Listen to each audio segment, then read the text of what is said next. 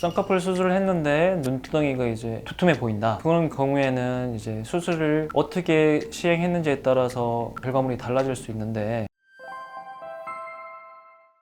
안녕하세요. 링크 성형외과 대표원장 정민수입니다.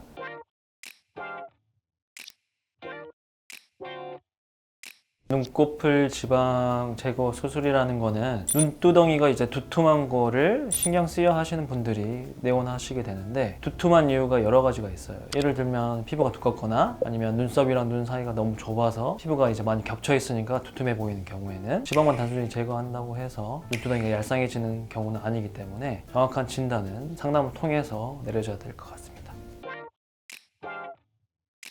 크게 이제 절개를 해서 지방을 제거할 수도 있고, 바깥쪽에 구멍만 조금 뚫어가지고 이제 지방을 제거하는 두 가지 경우가 있다고 생각하면 됩니다.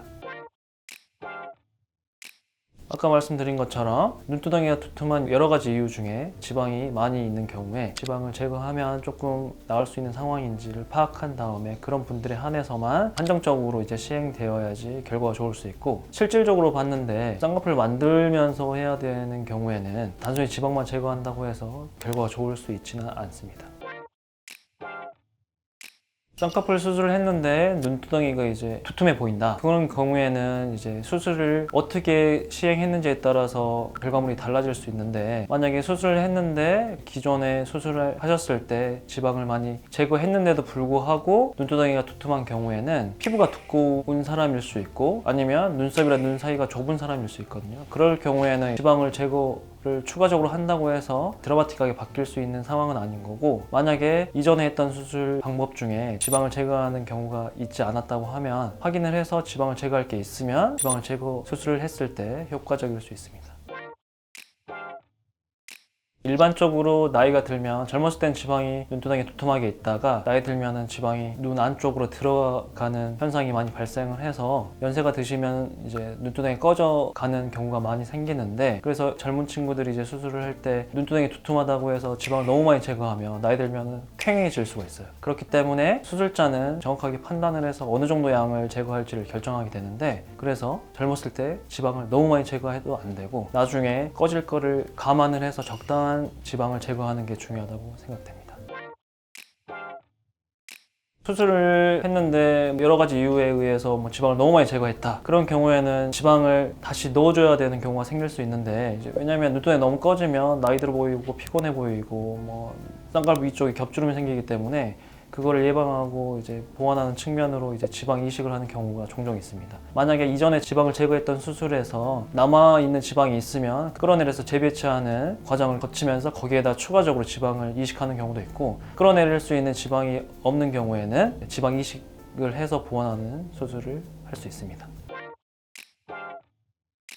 비절개로 바깥쪽에 구멍 조금 뚫어서 하는 경우에는 환자분 상태에 따라 조금 달라질 수 있지만, 빠르면 5분 내로 끝날 수 있고, 지방을 찾기가 조금 힘든 분들은 약간 더 걸릴 수 있지만 일반적으로는 5분, 10분 내로 끝나는 수술입니다.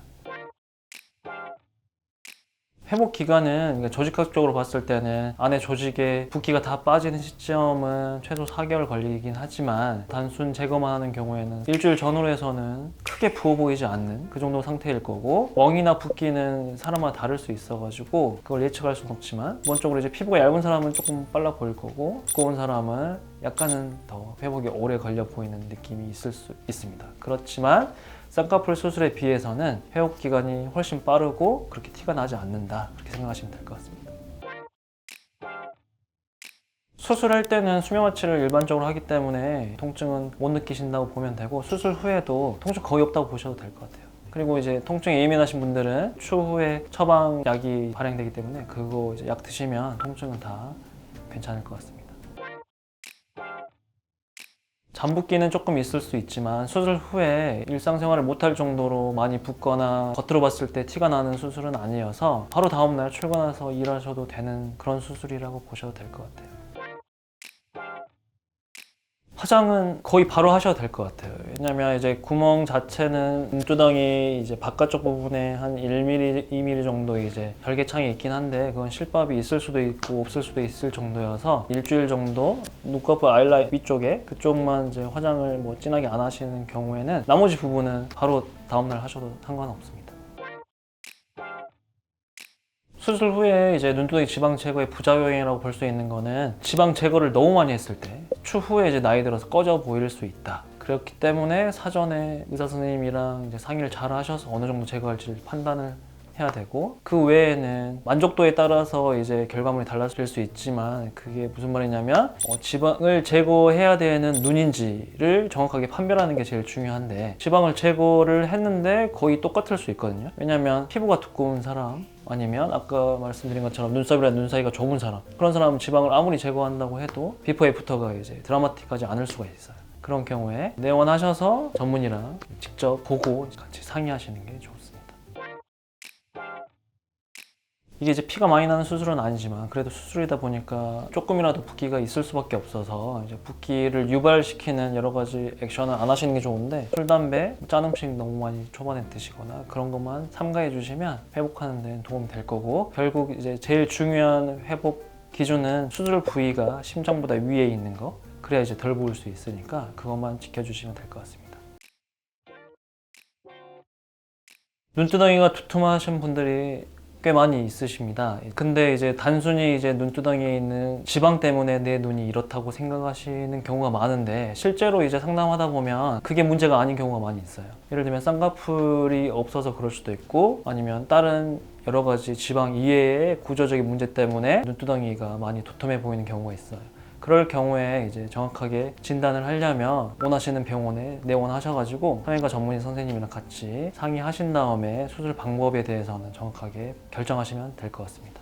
링크 성형외과 정민수 원장이었습니다. 감사합니다.